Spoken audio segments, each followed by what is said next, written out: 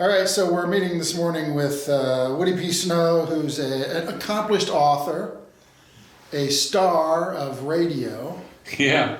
and a watercress farmer extraordinaire. Do you farm watercress or do you hunt and gather watercress? Oh, it's a little bit of both. The elusive watercress. It's always there. It grows year round. So today's date is February 28th, 2017, and we are not in Royal Stadium, although if you look behind Woody there, you'll see an image of Royal Stadium, beautiful stadium. But we're in the Kick Studios on West Summer Street. KICK, the third oldest radio station in Springfield. Well, it was station number 3 here. Really? KGBX?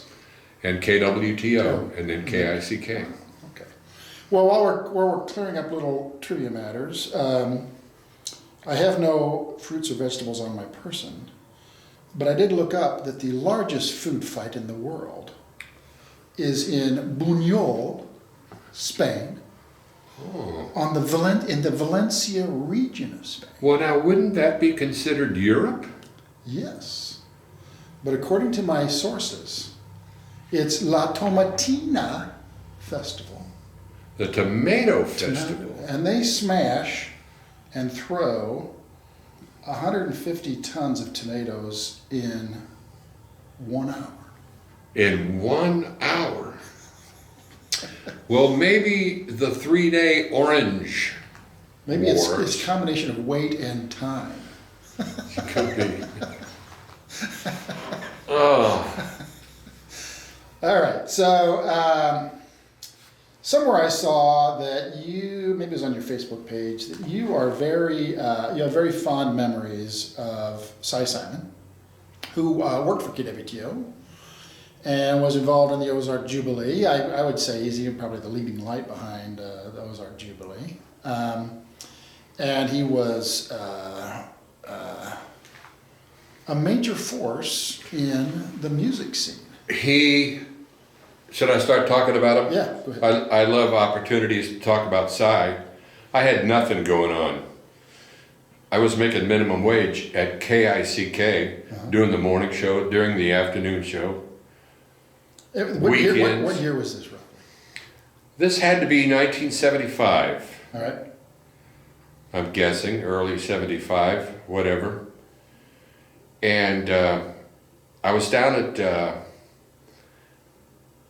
School of the Ozarks, where I had majored in music, and I was visiting someone down there in the music room, in the music building, and I saw a flyer on the bulletin board that was from the Welk Group. Lawrence Welk owned a number of publishing companies.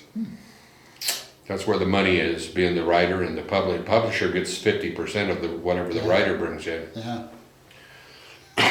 That's why I self-publish. I get 50% of nothing. Well, it makes me feel better.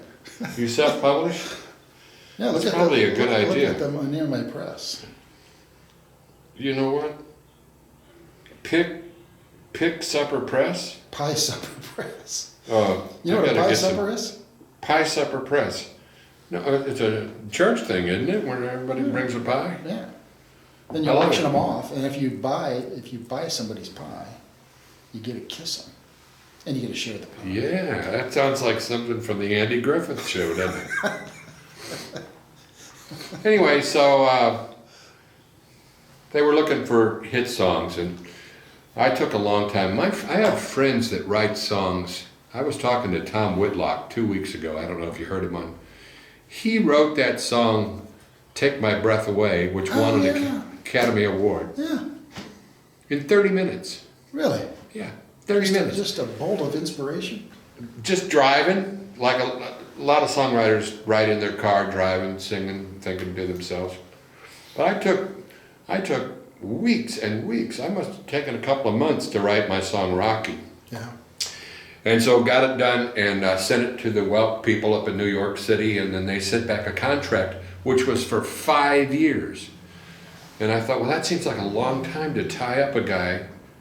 I mean, I didn't know anything about it, but... so they have exclusive rights to your song for 5 years? for 5 years. Yeah. No matter what you do, they get it. Wow. For 5 years. And somebody said, go see, there's a guy in town named Cy Simon, go see him, he knows about these things. Yeah. And I hadn't known Cy. You never heard of the guy before? Never heard of him before. Yeah. But Where did you grow up, by the way? Did you grow up in Springfield or? No, St. Louis. Oh, okay. But my parents did watch the Ozark Jubilee. Uh-huh. And that, of course, was Cy's, he was I don't know if he was the director or producer, but he had a great deal to do with it, he and Ralph Foster. Yeah. But anyway, so I took him the song and he looked up and he said, this is a stone smash hit. If you go with me, you can write your own contract and we'll make it for only 1 year. And if nothing happens, you can have your song back. And it sounded good. And he said, we'll do this. He said, you can sing it. And I thought, well, that is just awesome. He said, I know this is going to be a hit. So did you give him a demo tape, or what did you present? Yeah, I had a demo tape that I had done in a little studio called The Dungeon with some local musicians that Pat Ciccone had hired. I don't know if Nick Sibley was on that particular cut or not. I've used him ever since. Yeah. I don't know if you know Nick, but I know Nick. Yeah. he's an amazing songwriter. He just sent me another new song yesterday. I don't know how he does it. That he did? Yeah. Yeah. He writes 2 or 3 songs a week and they're good. Yeah. I don't know how he does it. So Cy flew me down to Nat. He said, well, Wayne Carson will produce it. I didn't know Wayne either. He had written the letter. Yeah. Give me a ticket for an airplane. That's that other gold record. For a fast train. But Cy, he listened to it once and he said, this is going to be a smash hit. Yeah. How do you think he knew that? I mean, just years and He years. just has a feel for it. Years and years. He liked certain lines. His favorite song was Me and You and a Dog Named Boo. He said, now that's what I want from my songwriters. It was a story, a young couple stealing watermelons and traveling, living off the land with their dog. He liked adventure songs. He likes songs that told a story. He liked story like songs. Rocky. Mm-hmm. My kids love Rocky, but they don't like the death part. That's the thing they don't. Pardon me? My kids like Rocky, but they don't like the death part where he dies, you know. Well, the good news is, you mean you're talking about the latest version? Well, Abby Waterworth's. Yeah. Yeah. Well, they rewrote it in the original version and all other versions. It's the girl that dies. Oh, really? Mm-hmm. Yeah. So Nick reimagined it for Abby. And okay. Changed some of the words. Okay. But I so like they're it. messing with your song. Yeah, that's okay. You know what? If they're going to mess with your song, say, have at it. Because if you're one of those guys that says, no, I'm a purist, I stay true to my art, don't mess with my song, you're not going to get it on the... Yeah. Nobody's ever going to hear your song. Do what you will with it. Make it a hit. So Cy took me down there. And He took you to Nashville. Took me to Nashville. Flew you to Nashville. Yeah. How old were you? I don't know, 20-something. Okay. What'd you think about that? I mean, Ozark Airlines? It was amazing. What'd you fly to Nashville? I don't know. I don't remember. We may have driven. We've driven it several times. It's a fun trip. I drove it with Scott, his son, whom you must interview if you're really trying to find out about Cy. Yeah. But the song came out real good, except the producer, Wayne Carson, he didn't like it. He cut out the second verse.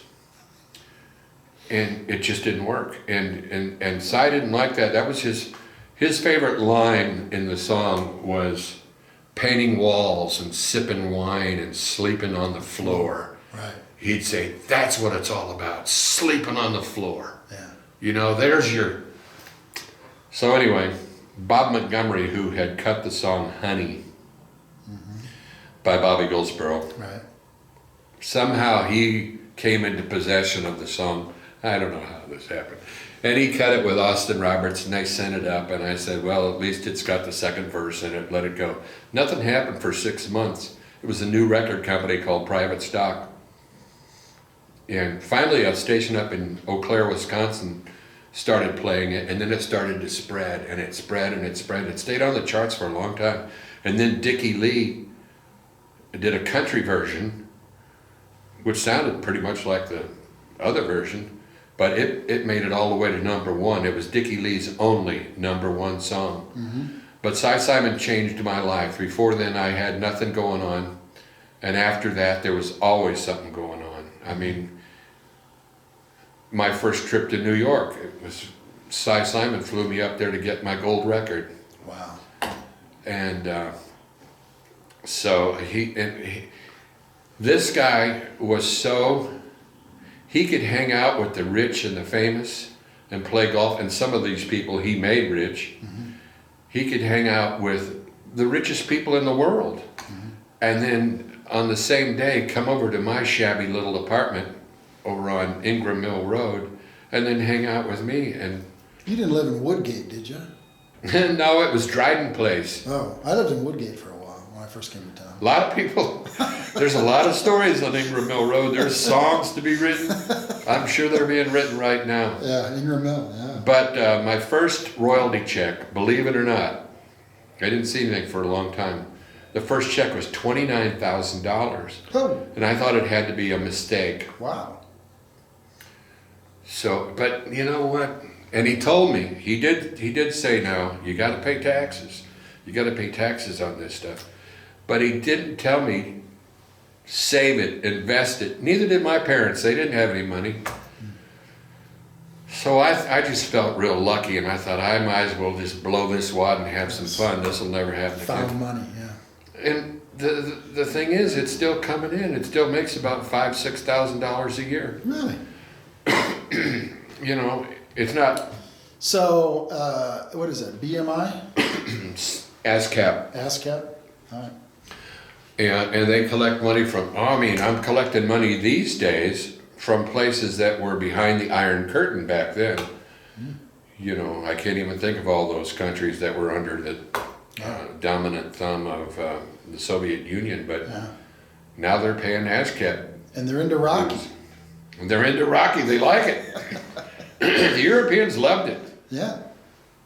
The German version was a stone smash hit, but Cy, he was just so great. I mean, it was just something to see him in my little apartment. After when you study the guy and realize all that he did, the careers he started out, Porter Wagner and Brenda Lee, and hanging out with you know, like Tennessee Ernie Ford. I got a picture of that. Yeah. Red Foley, of course. Yeah. He and Red. You ever say anything about Red? Did he ever? Red had some problems. Mm-hmm. Yeah. Did he ever talk about Red? Yes, he did. He said what amazed him about Red is he would come to the show just totally drunk. And He'd come to the show drunk. Yeah. Yeah. Yeah. And they'd have to push him out on stage, and he'd get out on stage and be perfect. And just, hello everybody, you know, and sing. And he said he'd never seen anything like it. It was just amazing. Yeah. But Red did have some problems, and so did his wife. Yeah. She spent like hundreds of thousands of dollars at hers, which Oh, was yeah. downtown. Oh yeah. But yeah, he can tell you That was his stories. third wife, I think. Maybe so. His first wife died in childbirth. Died in childbirth? Yeah. Second wife committed suicide. Well, he did have problems. And then third wife, I guess, outlived him. His nickname was Cotton. I remember working on Cotton. helping him on a screenplay. I don't know why, but when he was a little kid, they called him Cotton. You worked with Red Foley on a screenplay? No, I was writing a screenplay about Red Foley. It was Oh. called Peace in the Valley. Oh, really? Yeah, and Did it ever get made into a film? no, it was terrible. you still have it? I did what I could to save it. You weren't the primary author. No, I wasn't. Yeah. I was trying to fix it. What happened to it? I don't know. It's probably I won't even mention her name. She's not a good screenplay writer. Okay. But I think she's still trying. All right. Probably still pitching it. All right. Trying to. But his childhood name was Cotton in Kentucky. Red Foley. That's what I heard. That's what she had in there. Yeah, but he was. It was so many firsts for me. I mean, good wine and food, and he would only eat at fantastic restaurants down in. It kind of made me wish I played golf. Really? He's a big golfer? He said, Husai? Yeah. Oh, yeah. Oh, really? He said that's where the deals are made, out on the golf course. So he played golf, really? As golf. a business. He played golf for fun with these people down there, these producers, and they'd start talking about who you recording next. I've got whoever Mel Tillis coming up, and they'd be out on the golf course and song inside and say, I got a song for him, just perfect. And they go, well, let's go back to the room, have some drinks, and listen to it. And he said most of the deals were made out on the golf course, doing stuff like that. People in Nashville, who was it? Charlie Munt told me this. They thought Cy lived there, but he didn't. It just seemed like he'd drive down every 5 or 6 weeks and be there. Yeah. And they played golf with him. They just thought he was part of the group. Haven't seen you for a few weeks. Cy, what you been doing? 2-3 years ago, I went down there to pitch some songs, and they said, these are good songs. Move down here, let's work together. And I said, I don't really want to move down here because, this day and age, you don't have to. Right. Because of computers. And he said, that's not the way we do it anymore. It's all committee. You meet, you have coffee, you sit, you brainstorm together across the table, and you write songs together. And it didn't sound good to me. I'm not a good collaborator. Yeah. But did Cy ever talk about back in the Ozark Jubilee days? There's a lot of people think that Springfield was giving Nashville a run for its money.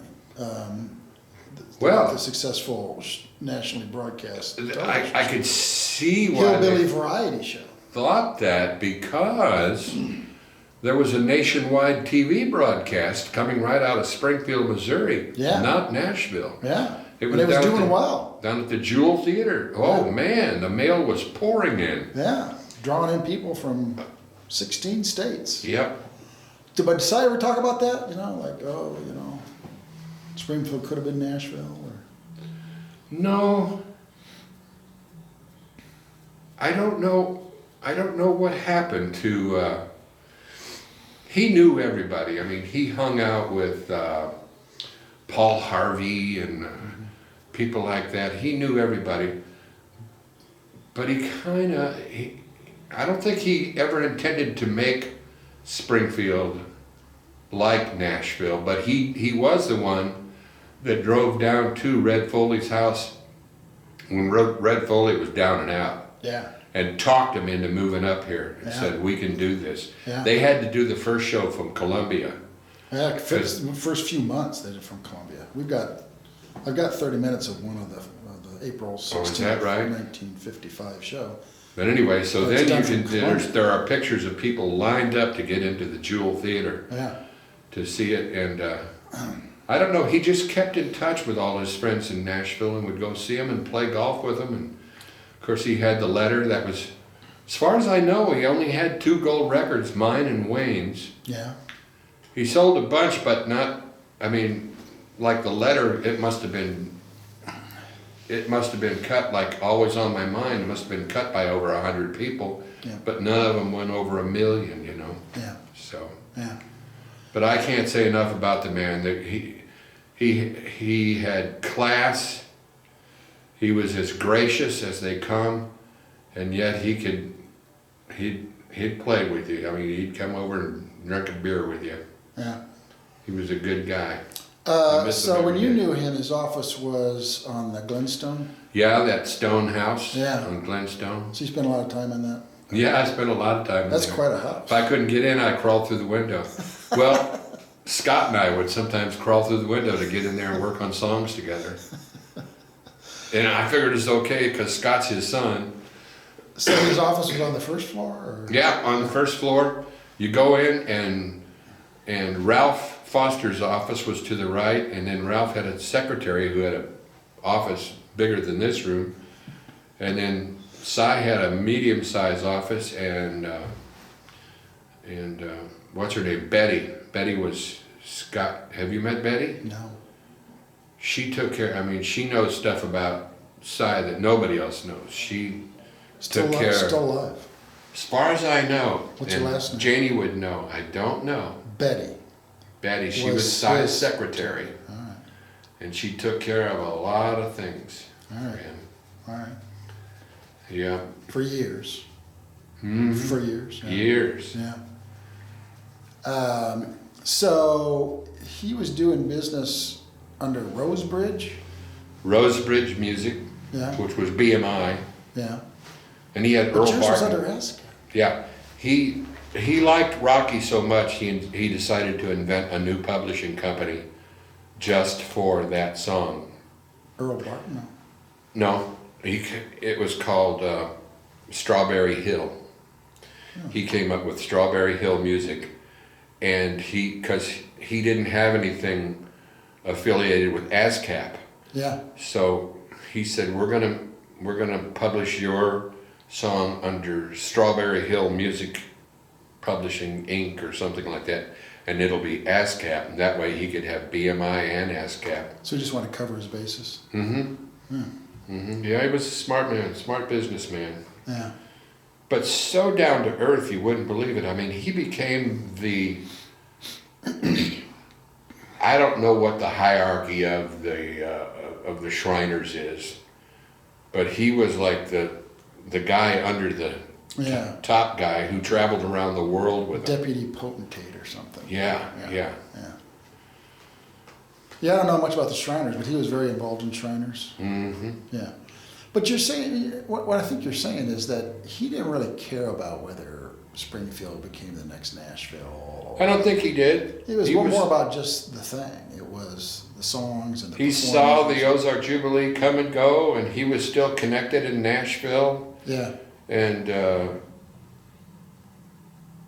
but you could walk in off the street and pitch him a song, Mm-hmm. and he had He'd listen to it. he'd listen to Yeah. everybody, and if he didn't like it, he'd say that's interesting. You knew that he didn't like it when he said it's interesting. Yeah, that's interesting. Okay. So how many songs did you pitch to him? I don't know, but he probably has, he would pay for your recording sessions, and that was expensive.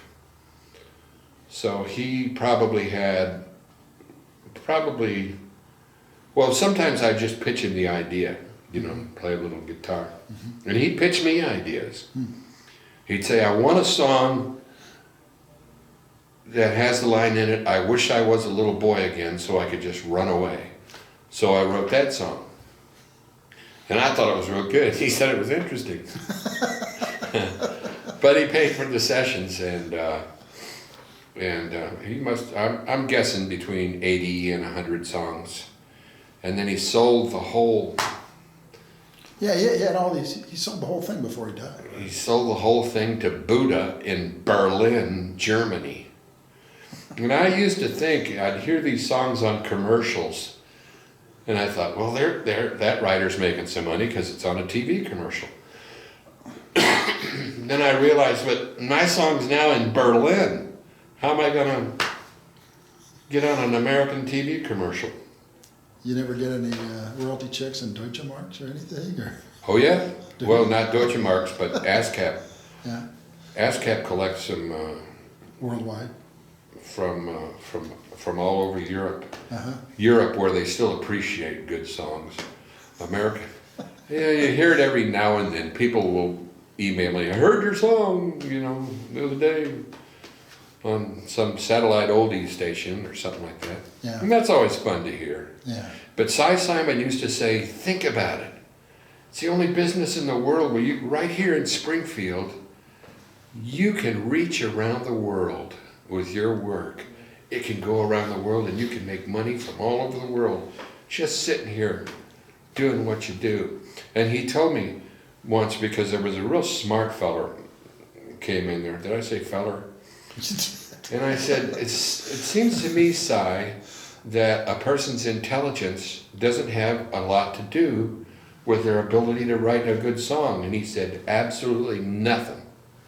It has nothing to do with IQ. What do you think it is? What do you think it is? Is it do you have a certain kind of antenna that you're just in tune with something and you're always kind of thinking Well, about I don't know. I always loved pop music. I listened to it when I was a little kid. Yeah.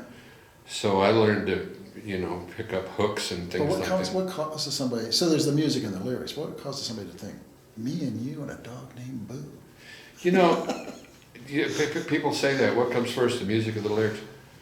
And I guess when Paul McCartney wrote the song Yesterday, Yeah. According to the story, he heard the tune in his mind and it was scrambled eggs. Scrambled eggs, ooh baby, how I love your legs. So the tune came to him first. But if I think of a good phrase that I like, I will sing it out loud and just see what comes out. So for you, the words come first. The phrase. Yeah, or it might be a melodic hook. I've got one that goes, and the days go by. And I like that, but that's all I got. It's all I've had for 20 years. It's like Every morning, like that song. And the days go by. Yeah. And I know the next song needs to be had something to do with night, because that's Right. good songwriters. If you study any Eagles song, if you hear light, you're going to hear dark. If you hear up, you're going to hear down. Yeah, it's got balance. But another one I got is, I dreamed I found a $10 bill. And that's it. Roadblock. I don't know what to do. So you're Is still it a song about a dream, or is it? You're still writing songs. Can't help it. You got to get harsh reality in there. If you got a dream, you got to have harsh reality. I can't help it, but I'm trying to concentrate on novels. So you really see yourself primarily these days as a novelist. Well, I see myself right now as a radio host. Yeah, how's that going? I love I it. feel like you're back in the saddle again. I felt I was sitting out there on the farm feeling irrelevant, and it was getting depressing. Yeah. World passed you by. Yeah, and I was staying in bed longer and longer There's each more morning. to life than watercress. Oh, Andy Griffith. Let's see what Barney's up to today. I think I know what's going to happen next. Otis, I really connect with Otis. That Otis, yeah, but yeah, I still. Let's see here. Well, what's happened with Alf Bolin, man? This summer, Really? yeah. It's in production? Yeah. Who's The going to do it? contract's been signed. Pennell or? Yeah, Pinnell. Yeah. Everybody else wants to, because I knew they would do it. I knew he would like it. And I don't know how these first-time authors get movie deals, because everybody that I wrote to said, now, we'll let you know if we like it or not within 9 months. And you wait 9 months just to see if they like it or not. I believe Cy Simon said interesting. Right. Yeah. Yeah. They didn't draw it out. They didn't write back, interesting, fix this or fix that. But, no, but. So what are you working on now? You got another thing in? Here's my songwriting seminar.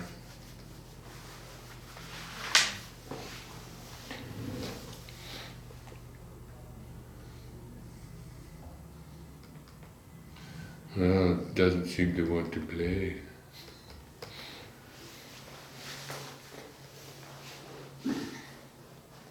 Ain't that something?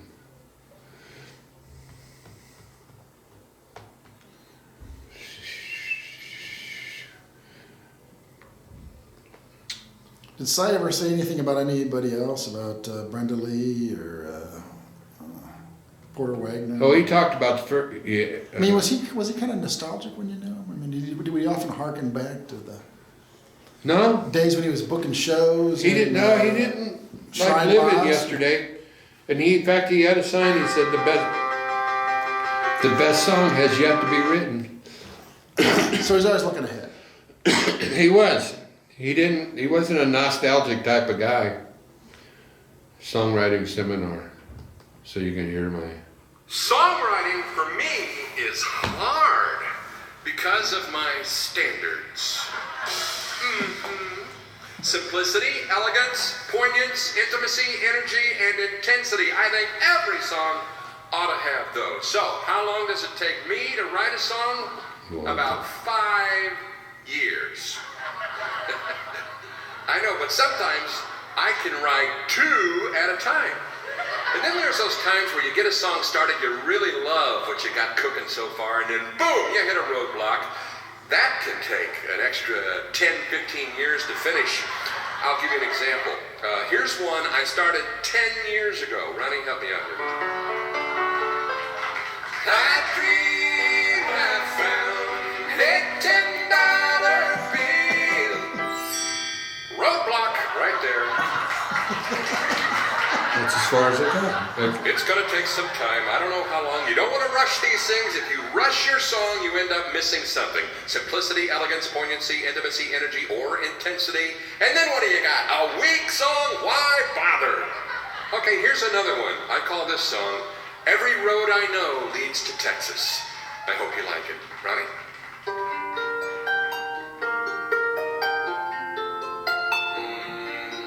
Every road I know leads to Texas. Yep. Roadblock. It's coming along good too, wasn't it? You like that, didn't you? You know, maybe it's done. It's got everything. Simplicity, elegance, poignancy, intimacy, energy, intensity. Brevity. 20 years I've been working on that. Let's call it done. Now, some songs.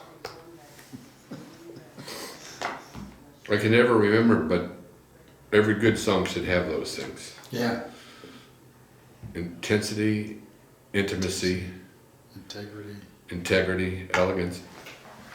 If you can get all that, you're gonna grab somebody. Yeah. Well, anything else about Cy? Oh, I'll think of a bunch Your of... day is done now, huh? Well, So you drive in every morning? yeah. I'm barely making enough to pay for the gas, but I'm back on the air. And the show's growing. I can feel it growing. We're getting more callers every day, and Yeah. Can they tell pretty accurately what the audience is for your show? do what? Can they tell pretty accurately that, They can if they buy the ratings, but the ratings in 60-year-old Springfield are geezers only or, done. or 40-year-old yeah. housewives or... Well, Nielsen owns everything now. Arbitron's gone. Yeah. But in Springfield, they only do it twice a year, the spring book and the fall book. And you got to pay a lot of money for that. Right. I told the owner, I said, you're going to hear about it somewhere else. Advertisers are going to hear about it. Other stations are going to try to sell it to them unless they don't do very well. Mm-hmm. But I mean, Silver Dollar City always knows. I don't know how they know, but they know. They keep an eye on the ratings because they're big with media, local media. Yeah. So you can always find out from them. I don't know if you know Lisa Rao or not, but she's a sharp lady. Yeah. Yeah. We had a wild time in New York City once. But that's another story. When you got your gold record? No, I do not. What Lisa Rao and you didn't go to New York to get your... No. I went up there with Scott. Different trip. It was a different trip. The gold record is down at the Ralph Foster Museum, where I have to pay $8 to get in to see it. How'd that happen? They only sent one over from, where'd it came from? I don't know. They sent it to Cy's office.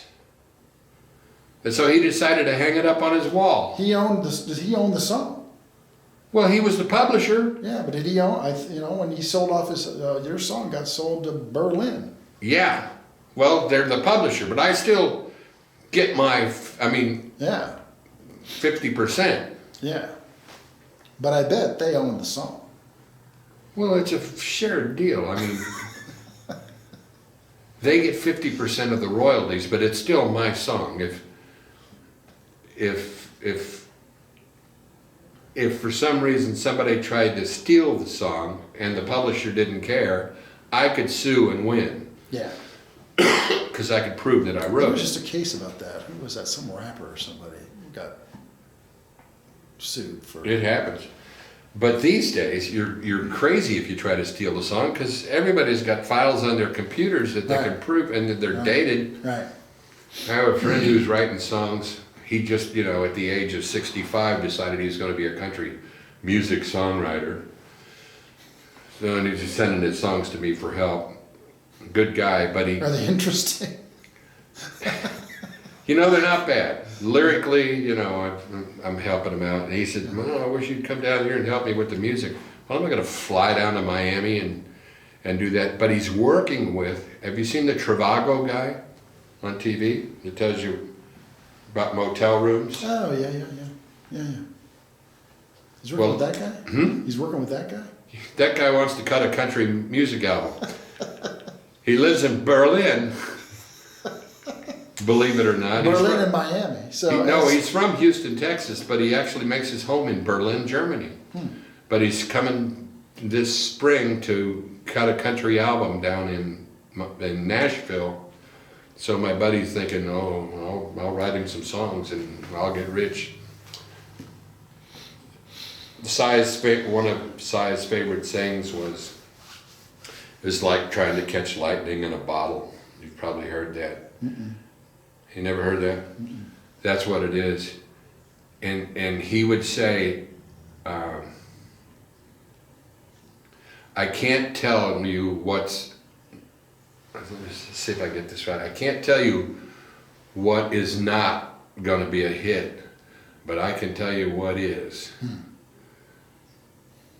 It was something like that. It was like, what? So he was listening for something. Yeah. It had to touch him somehow. He said, if he heard it, then it was like, this is going to be it. Because he's, the Willie Nelson story? Yeah. That Willie Nelson came to him and he finally gave up on Willie. He said, "You're better off going somewhere else. I just don't feel it for you." And like 6 months later, Willie wrote "Funny How Time Slips Away," and whew, it was a monster. Yeah.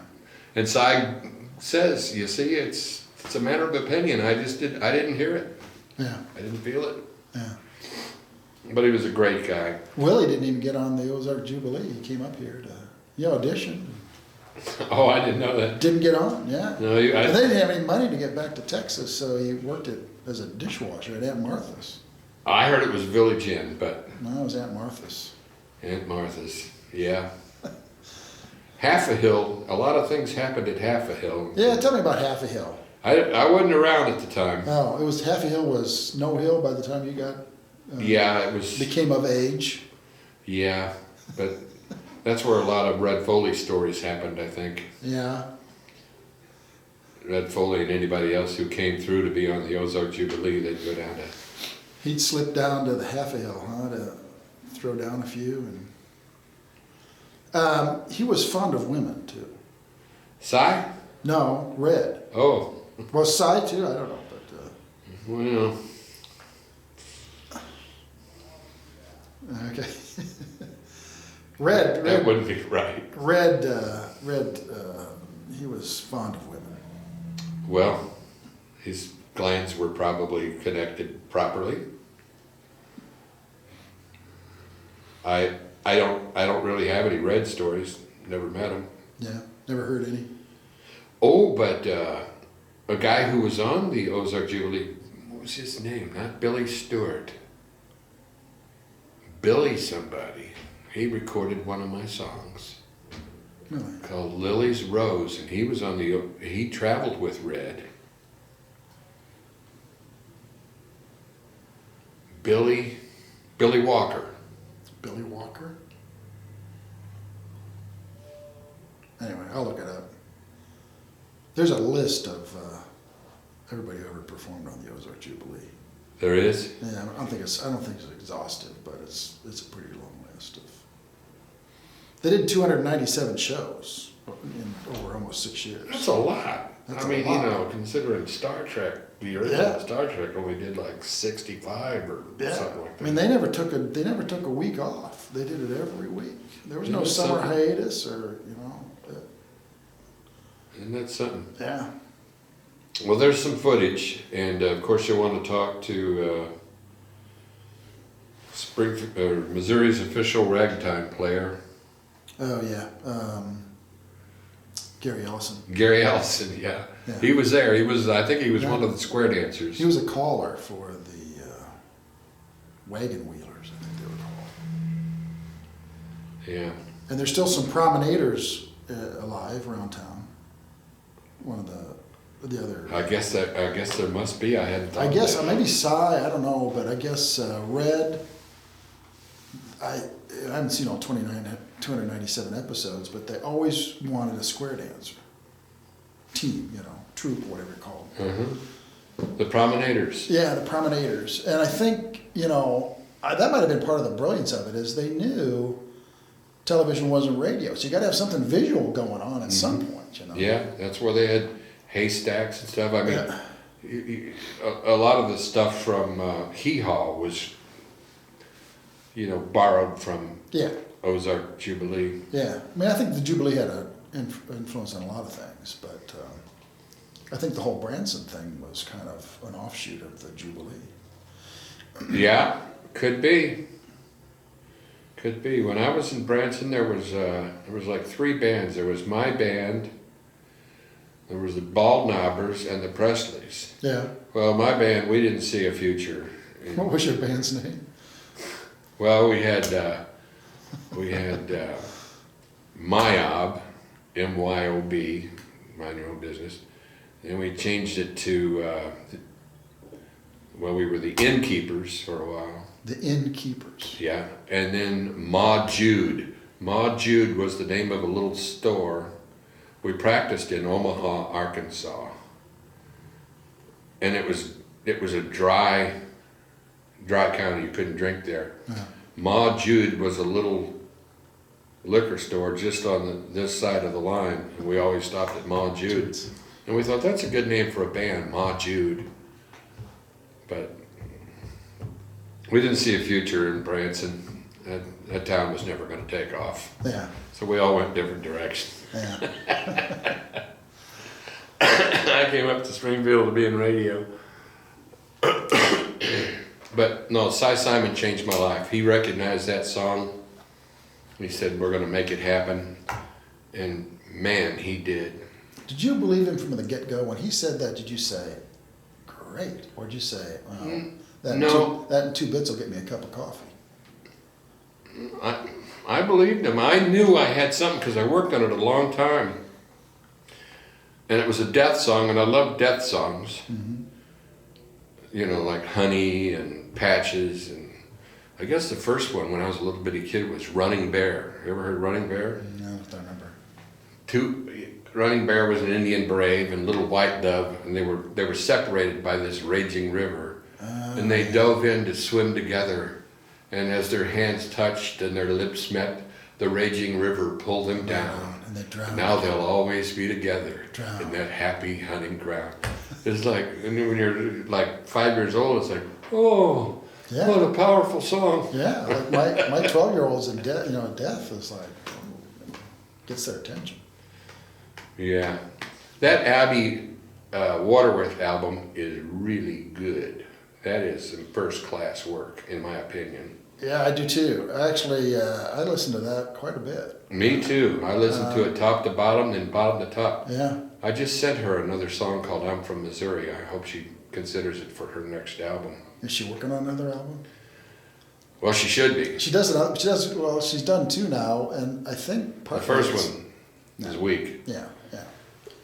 Nobody's going to listen to the first one. But that second one is really something. Yep. Well, the material is like proven. Well, the whole concept, once you understand that these are all songs that are written in or around Springfield. Well, not only that, but they were, most of them were hits, but yeah, they were all written in this area. Yeah. Actually, I gave them to I have 3 brothers. I gave them to bought copies and gave them all to my brothers. We're not from a musical family, but, you're looking for something unique. It's a great album that you're, it's not and just, every time I listen, it's not written by a committee. Exactly. Every time I listen to it, I hear something new. Yeah. Yeah, written, but yeah. Well, the way we write songs these days is we sit around a table like this, we have coffee, we go over each other's material, and we add what we can and see what we can come up with. And that's business in Nashville these days. Janie will tell you. That's what you get. This bunch of junk. So anyway, thank you very much. We've been talking to Woody P. Snow. I like to call you Woodrow. Out of respect. Yes, thank you.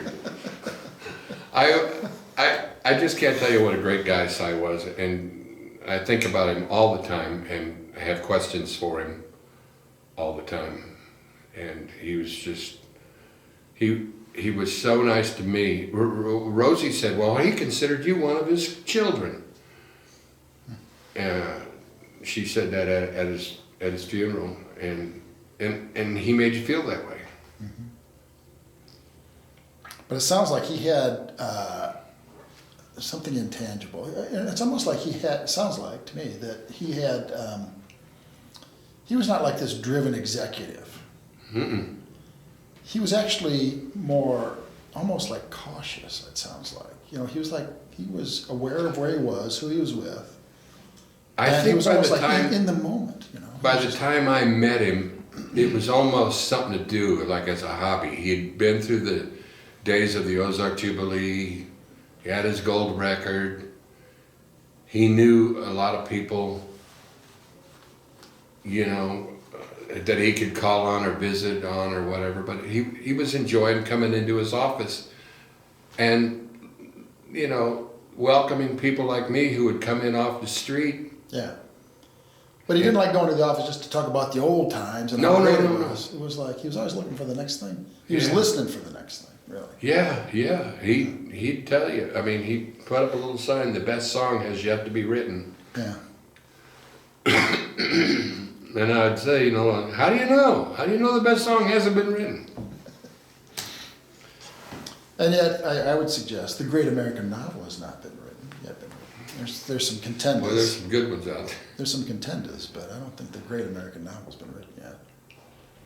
The great American novel. I read a novel recently. Have you read The Curious Incident of the Dog in the Night? No. It'll blow your mind. Really? It starts on chapter 2. There's no chapter 1.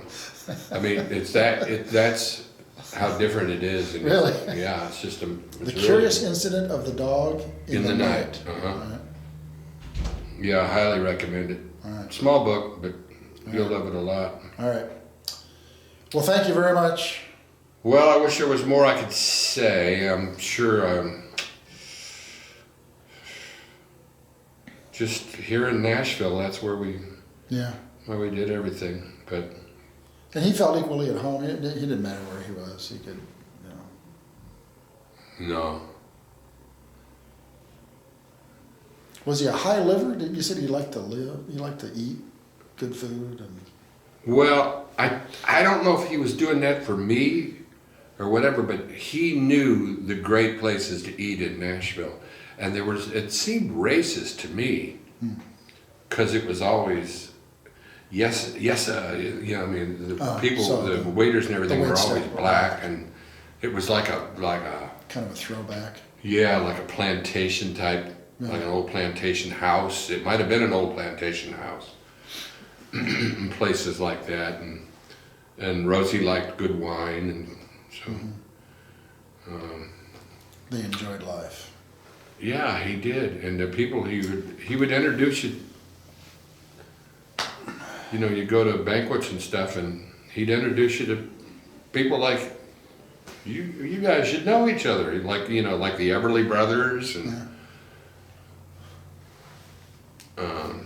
some other people. The guy that wrote Tennessee Waltz, and Chet Atkins. Yeah. He and Chet were real close. Yeah. And Chet was like, "Wow, I've been wanting to meet the guy that wrote that song, Rocky. That is what a good song that is." I'm thinking, wow, Chet Atkins. And so, I mean, it was like, this is...